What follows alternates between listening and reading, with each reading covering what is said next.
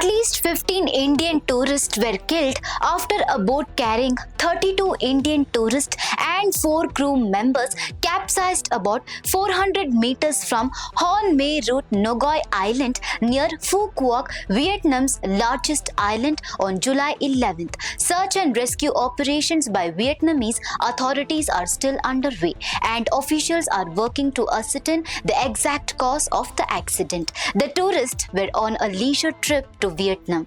The group included tourists from Andhra Pradesh, Telangana and Tamil Nadu, with many of those involved in the accident are from Andhra Pradesh. The Indian Embassy in Vietnam described the incident as tragic, confirmed that rescue operations were underway and released the names of the Indian passengers involved in the incident. To assist affected families, the Consulate General of India in Ho Chi Minh City set up a control room. The helpline numbers are +8136281790, +849155237114 and +843345204114. Another control room was established in Hanoi, which can be reached at +849130899165.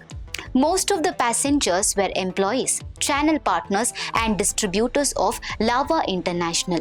In a statement, the company expressed deep sorrow over the tragedy, saying it is in constant contact with the Indian Embassy and Vietnamese authorities and is providing all possible assistance to the affected families. Company representatives said many of those involved in the accident were from Andhra Pradesh, although officials are still verifying the identities of the victims and the final death toll. Andhra Pradesh Minister for Human Resources Development, Information Technology, Nara Lokesh reviewed the situation with senior officials. He sought details from Andhra Pradesh Bhavan in New Delhi and state government authorities and directed officials to coordinate with the central government and the Indian Embassy in Vietnam to ensure that all possible assistance is provided to the victims and their families. For more such updates, stay tuned to Daily Salar Digital.